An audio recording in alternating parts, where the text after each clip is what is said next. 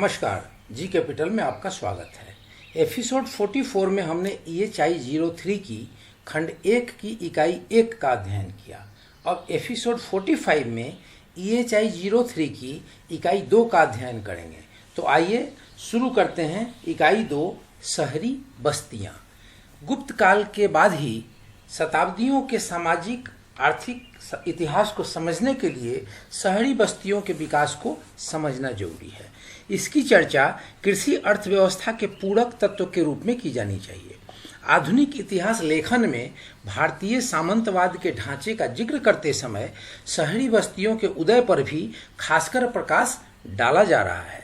इस तथा आगे की 2 इकाइयों में इस प्रकार के गतिविधियों से जुड़ी समस्याओं पर विचार किया जाएगा। शहरी केंद्रों का तात्पर्य और ढांचा 2.2 में इसको पढ़ेंगे। शहरी केंद्रों का अध्ययन सामाजिक आर्थिक इतिहास का एक महत्वपूर्ण हिस्सा है। आरंभिक मध्यकालीन भारत के शहरी केंद्रों का अध्ययन आमतौर पर 2 तरीकों से हुआ है। पहला, आर्थिक इतिहास के हिस्से के रूप में, अर्थात व्यापार, वाणिज्य और शिल्प उत्पादन आदि का इतिहास। दूसरा, प्रशासनिक या राजनीतिक इतिहास के रूप में, अर्थात राजधानियों, प्रशासनिक केंद्रों, प्रमुख और गौण शाही परिवारों के केंद्रों और किलाबंद शहरों के रूप में। इस प्रकार शहरी केंद्रों के अध्ययन के क्रम में आमतौर पर शहरी केंद्रों के प्रकार पर ध्यान केंद्रित किया गया है। इसी के तहत शहरों और नगरों को व्यापार, बाजार या वाणिज्यिक केंद्रों, बंदरगाहों, राजनीतिक और प्रशासनिक केंद्रों, धार्मिक केंद्रों आदि श्रेणियों में विभक्त किया गया है। इसके बावजूद शहरों के उदय के कारणों को व्याख्यायित करने पर विशेष जोर नहीं दिया गया है। दूसरे शब्दों में, शहरों के ढांचे पर तो ध्यान दिया गया है, पर इसके अर्थ और तात्पर्य को समझने की कोशिश नहीं की गई है। शहरी केंद्रों के ढांचे और अर्थ को एक साथ समझने और उसके स्वरूप और श्रेणियों को पहचानने के लिए शहरी केंद्रों के विकास की प्रक्रिया का अध्ययन बृहद सामाजिक आर्थिक बदलाव के हिस्से के रूप में किया जाना चाहिए। विभिन्न चरण और परिभाषा। इस समय हम इस सवाल से जूझने जा रहे हैं कि शहरी केंद्रों को हम कैसे परिभाषित करें और इनकी अनिवार्य विशेषताएं क्या हैं। तुर्कों के आगमन के पहले भारतीय उपमहाद्वीप में शहरी विकास कम से कम 3 चरणों से गुजर चुका था।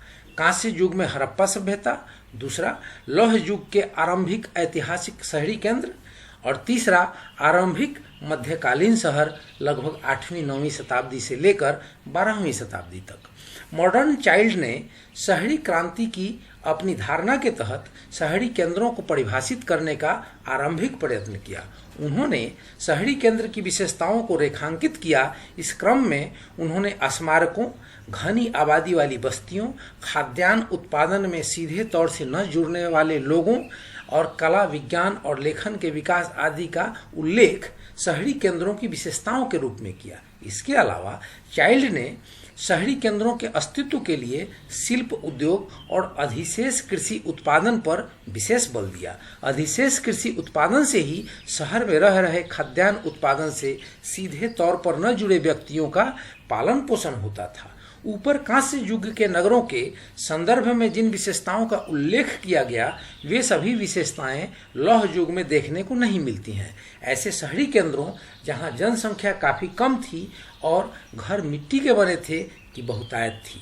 हालांकि किसी भी शहर के अस्तित्व के लिए अधिशेष खाद्यान्न उत्पादन अनिवार्य है, पर केवल गैर कृषक बस्तियों को शहर की संज्ञा नहीं दी जा सकती। आरंभिक मध्यकालीन साहित्यिक ग्रंथों में दीवार और खाई से घिरे शहरों का उल्लेख हुआ है। इन ग्रंथों के अनुसार शहरों में हर वर्ग के लोग रहते थे। इनमें व्यापारियों और शिल्पियों की श्रेणियों के लिए विभिन्न कानूनों और रिवाजों की भी व्यवस्था थी। भारतीय उपमहाद्वीप में अब तक 140 स्थलों पर खुदाई से जो आंकड़े सामने आए हैं, उनके अध्ययन RS शर्मा अर्बन डीके इंडिया लगभग 300 से 1000 ईस्वी से निम्नलिखित तथ्यों का पता चलता है। भौतिक जीवन का स्तर और व्यवसाय का स्वरूप और शहरी केंद्रों का अध्ययन कृषि अधिशेष पर निर्भर परजीवी के रूप में न करके ग्रामीण प्रभाव क्षेत्र से अंतरंग रूप में जुड़े केंद्रों के रूप में की जाने की आवश्यकता। आरंभिक मध्यकालीन शहरी बस्तियों की प्रमुख विशेषता का उल्लेख इस प्रकार किया गया है। पहला, क्षेत्रफल और आबादी के अनुसार बस्तियों का आकार। दूसरा, पानी के स्रोतों की उपलब्धता, नदी का किनारा, तालाब, कुआं आदि। और तीसरा, शिल्पकारों की गतिविधियों का प्रतिनिधित्व करने वाले शिल्प तथ्यों की उपस्थिति या अनुपस्थिति, मसलन कुल्हाड़ी, छेनी, हल, हंसिया, कुदाली, चूल्हा, भट्ठी, रंगरेज की हौज, मनका, मुहर, गहने, मिट्टी के खिलौने आदि बनाने के सांचे। चौथा पॉइंट है, सिक्के के सांचों के प्रमाणों से ऐसे शहरों का पता चलता है जहां सिक्के ढाले जाते थे। धातु की मुद्रा प्राप्ति और शिल्पकारों तथा व्यापारिकों की उपस्थिति से ऐसे स्थलों का संकेत मिलता है जो शहरी विशेषताओं से युक्त थे। विलास की वस्तुओं जैसे बहुमूल्य और अर्ध बहुमूल्य पत्थर, शीशे के समान हाथी दांत से बनी वस्तुएं, परिष्कृत मिट्टी के बर्तन की मौजूदगी, इस तथ्य से इनकार नहीं किया जा सकता है कि प्राचीन शहरों से प्राप्त ये विलास वस्तुएं आरंभिक मध्यकाल के उच्च ग्रामीण वर्ग की जरूरत बन गई हो। छठा पॉइंट है, गंगा के मैदान इलाके की आर्द्र और वर्षा से युक्त जलवायु को देखते हुए पक्की ईंटों, मात्र जली हुई ईंटों से नहीं, से बड़े पैमाने पर बनी इमारतों का अपना महत्व है। हालांकि मध्य एशिया में बहुत से शहरों में मिट्टी की इमारतें भी मिली हैं। 7, गलियां, दुकानें, नालियां और किलेबंदी भी शहरी बस्तियों की विशेषताओं पर प्रकाश डालती है। दक्कन की कई ऐतिहासिक स्थलों से भंडार और खाद्यान्न भंडार प्राप्त हुए हैं। वस्तुतः इस प्रकार के भंडार गृह अधिशेष खाद्यान्न रखने के काम में लाए जाते थे। इनका उपयोग शहरी लोगों की खाद्यान्न संबंधी जरूरतों को पूरा करने के लिए किया जाता था।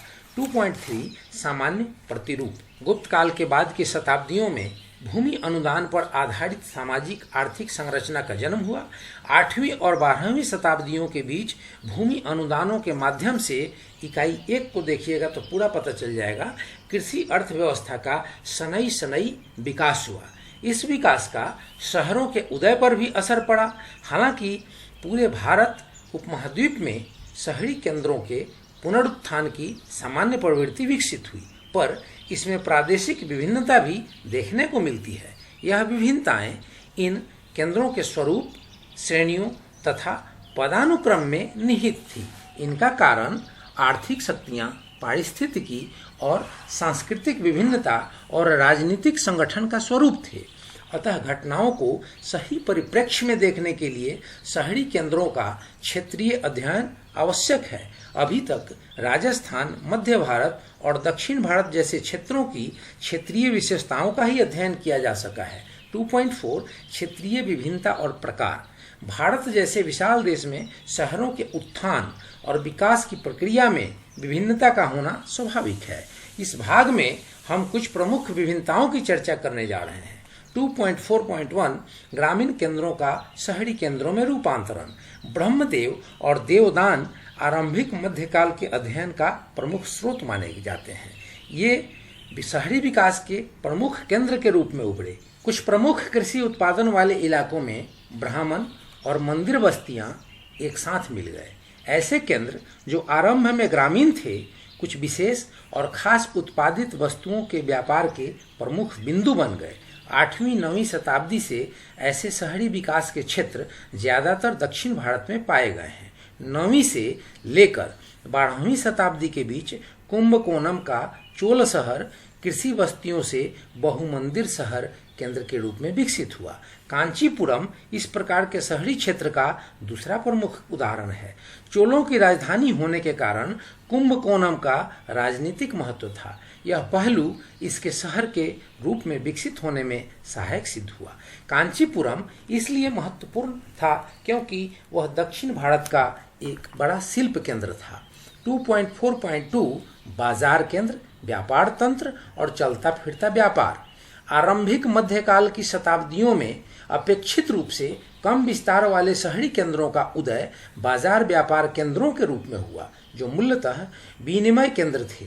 इन केंद्रों का ग्रामीण प्रभाव क्षेत्र से लेकर क्षेत्रीय वाणिज्य प्रभाव क्षेत्र से संबंध था।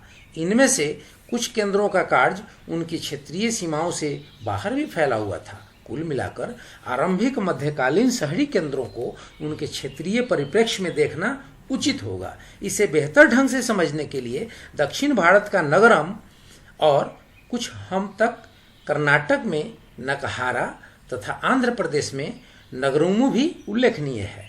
नगरम कृषि या कृषक क्षेत्र, नाडु या कुर्रम का बाजार था। इनमें से कुछ केंद्रों का उदय नाडु के व्यापारिक आदान प्रदान की जरूरत को पूरा करने के लिए हुआ था। इनमें से बहुत से केंद्र ऐसे थे जिनकी स्थापना शासक वर्ग या शाही मंजरी के तहत हुई थी। इनमें से कई केंद्रों का नाम शासकों के नाम पर रखा गया। यह विशेषता दक्षिण भारत के सभी क्षेत्रों में सामान्य रूप में पाई जाती है। इन केंद्रों के नामों में पूर्व या पट्टन प्रत्यय जुड़ा रहता है। नगरम महत्वपूर्ण व्यापार मार्गों और व्यापार मार्गों के मिलन बिंदु पर स्थित थे। इनका विकास विशेष व्यापारिक और वाणिज्यिक केंद्र के रूप में हुआ।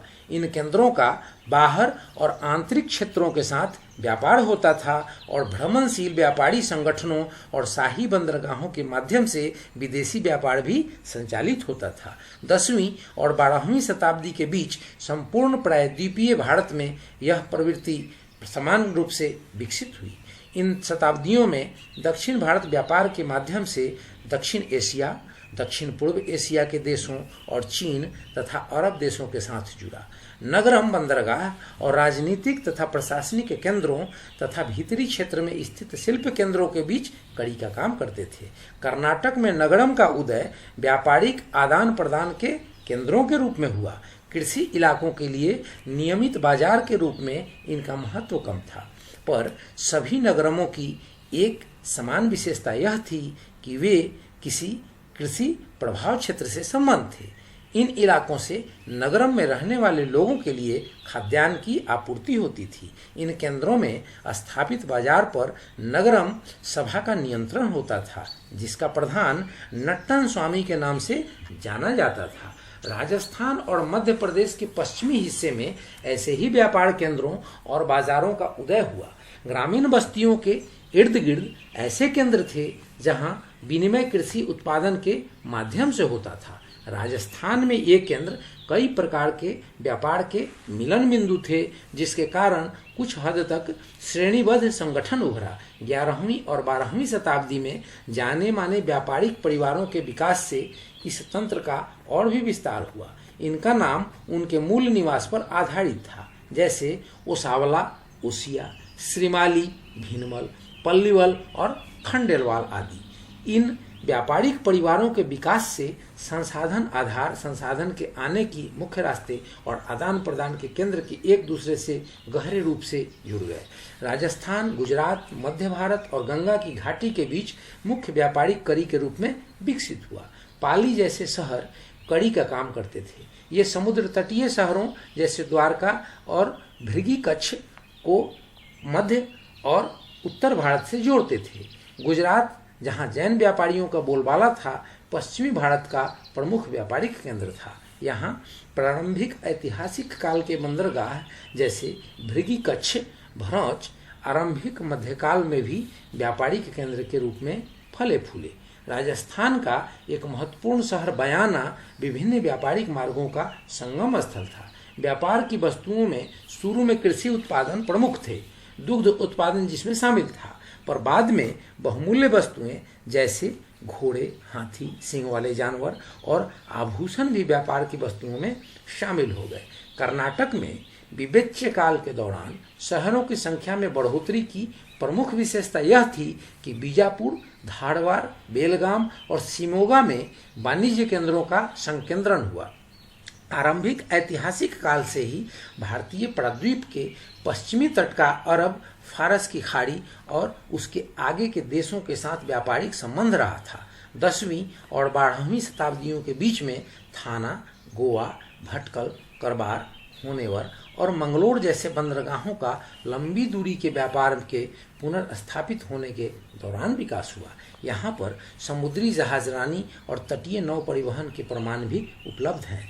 आश्चर्य की बात यह है कि नकदी व्यवस्था का व्यापक विस्तार न होने के बावजूद इस व्यापार की वाणिज्यिक गतिविधियां जारी थी। कोंकण तट शिलाहारों के अधीन पर बाजार और उसके तंत्र के उदय का कोई प्रमाण नहीं मिलता है। कर्नाटक, आंध्र और तमिलनाडु के बीच व्यापक व्यापार तंत्र फैला हुआ था। बेलगाम, नालकोंडा जिले में पेरूरू और विशाखापट्टनम और घटसाला जैसे तटीय शहरों में तमिल, तेलुगु और कन्नड़ व्यापारियों की उपस्थिति इसका प्रमाण है। आंध्र तट दक्षिणी पूर्वी व्यापार का मुख्य द्वार बन गया, जिसके प्रमुख बंदरगाह मोटुपल्ली, विशाखापट्टनम और घंटसाला थे। आंध्र प्रदेश में नेलोर, द्रावकसर्मा, तिरुवनंतपुरम और अनुमकोंडा अंतर्क्षेत्रीय व्यापार के प्रमुख बाजार थे। कावेरी के उत्तरी और दक्षिणी तट पर कर्नाटक और तमिलनाडु के बीच तलक्कड़ और मुडिकोंडम जैसे कई आदान प्रदान के बिंदु थे। केरल का पश्चिमी और विदेशी व्यापारियों से संबंध स्थापित हुआ। विशेष शाही फरमानों के द्वारा इन विदेशी व्यापारियों को व्यापारिक शहर प्रदान किए गए। कोलिकुड्डू और कोल्लम इत्यादि तटीय शहर दक्षिण एशियाई व्यापार के केंद्र बने। अंजुमन जैसे व्यापारिक समुदायों और अरब के घोड़े व्यापारियों के कारण कर्नाटक और केरल के तटीय शहरों का महत्व बढ़ गया। कर्नाटक, आंध्र प्रदेश और तमिलनाडु के बुनकर केंद्र अंतर्क्षेत्रीय व्यापार के फलस्वरूप उभरे। नगरीकरण के आरंभिक ऐतिहासिक चरण के कुछ शिल्प और वाणिज्यिक केंद्र आरंभिक मध्यकाल तक बने रहे। पुनर्नगरीकरण की इस प्रक्रिया में ये पुराने केंद्र मंदिर जैसे नए सामाजिक आर्थिक संस्थानों से जुड़े। उत्तर में काशी और दक्षिण में कांचीपुरम इस प्रकार के प्रक्रिया के प्रमुख उदाहरण हैं। 2.4.3 पवित्र / तीर्थ स्थल। भक्ति आंदोलन के फैलाव के कारण आरंभिक मध्यकाल को दौरान तीर्थ स्थलों का महत्व बढ़ा।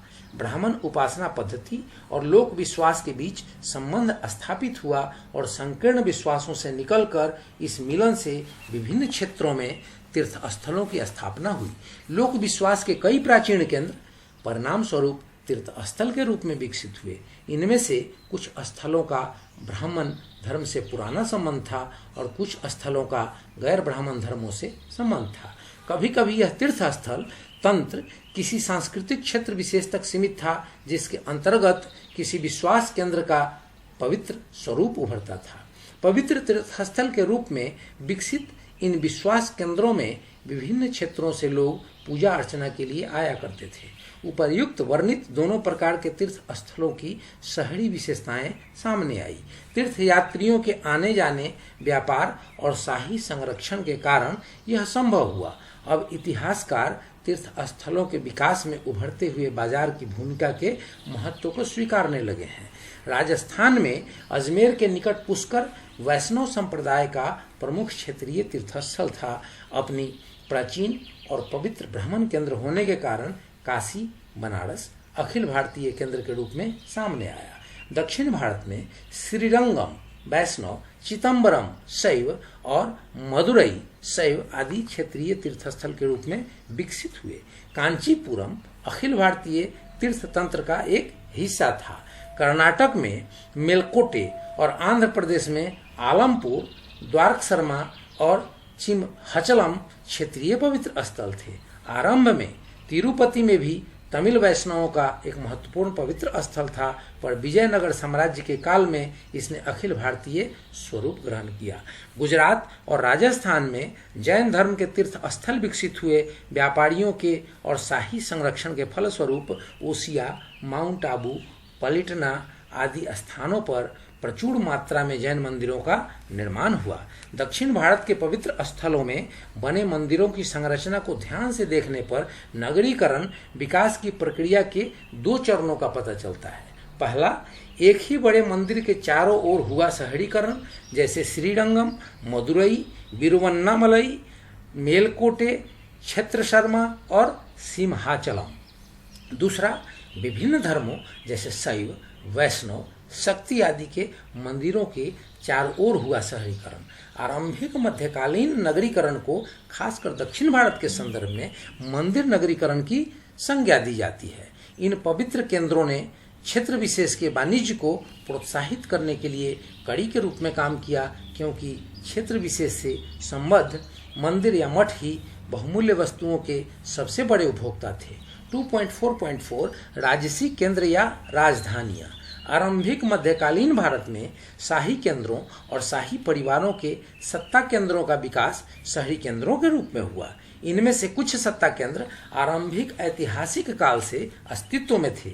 मसलन उत्तरी भारत के जनपद और दक्षिणी भारत के परंपरागत राजनीतिक व्यवस्थाएं। शाही परिवार अपने लिए बंदरगाहों का निर्माण करवाते थे, जो उनके राज्य का मुख्य प्रवेश बंदरगाह होता था और यह अंतर्राष्ट्रीय वाणिज्य से भी उन्हें जोड़ता था। इस प्रकार शाही केंद्रों की वाणिज्यिक जरूरतों के फलस्वरूप नए व्यापार और संचार संबंध स्थापित हुए और शाही केंद्र तथा कृषीय प्रभाव क्षेत्र के बीच संबंध प्रगाढ़ हुआ।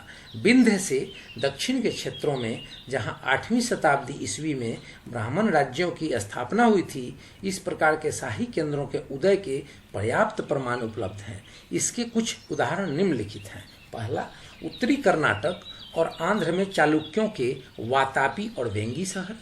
दूसरा एग्जाम्पल है पल्लवों का कांचीपुरम और उनका बंदरगाह मामल्लापुरम। और तीसरा एग्जाम्पल है पांडवों की मदुरई और उनका बंदरगाह कोरकई। और चौथा एग्जाम्पल है चोलों का तंजावुर और उनका बंदरगाह नागीपट्टनम। अंतिम एग्जाम्पल है पश्चिमी चालुक्यों का कल्याण, होयसलों का द्वार समुद्र और काकातियों का वारंगल और उनका बंदरगाह मोटीपल्लू। दक्षिण भारत में वारंगल किलाबंद शाही शहर था, पर दक्षिण भारत के लिए यह अपवाद था। उत्तर भारत में शाही केंद्रों के उदाहरण गुर्जर प्रतिहारों की राजधानी कानेकुब्ज, चंदेलों का खजुराहो, परमारों का धार और सोलंकियों की बल्लभी। राजस्थान में शक्तिशाली गुर्जर प्रतिहारों, चौहानों और परमारों के शासनकाल में कई शहरों का उदय हुआ। इनमें से अधिकांश केंद्र किलाबंद थे या पहाड़ी किले, गढ़ किला या दुर्ग थे। राजस्थान के दुर्ग शहर निम्नलिखित थे। गोहिलों के अधीन नागरा और नागदा, गुर्जर प्रतिहारों के अधीन बयाना, हनुमानगढ़ और चित्तौड़, और चौहानों के अधीन मंदौर, रणथंभौर, सकम्भड़ी और अजमेर।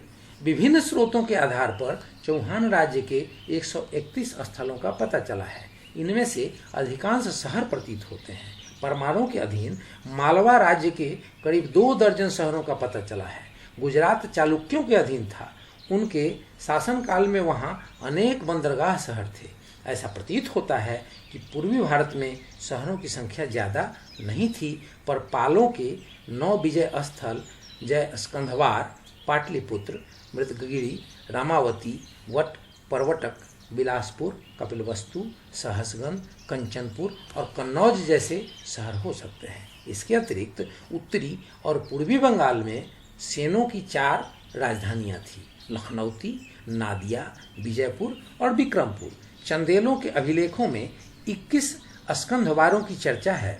पालों के 20 और चंदेल शासकों के 24 किले थे। कभी कभी कुछ महत्वपूर्ण व्यापारिक केंद्रों और बाजारों को सामंती परिवारों को सौंप दिया जाता था। मसलन कर्नाटक, मध्य प्रदेश और राजस्थान में इस प्रकार के गौण राजनीतिक केंद्रों की बहुलता थी। अब इस चैप्टर का सारांश 2.5।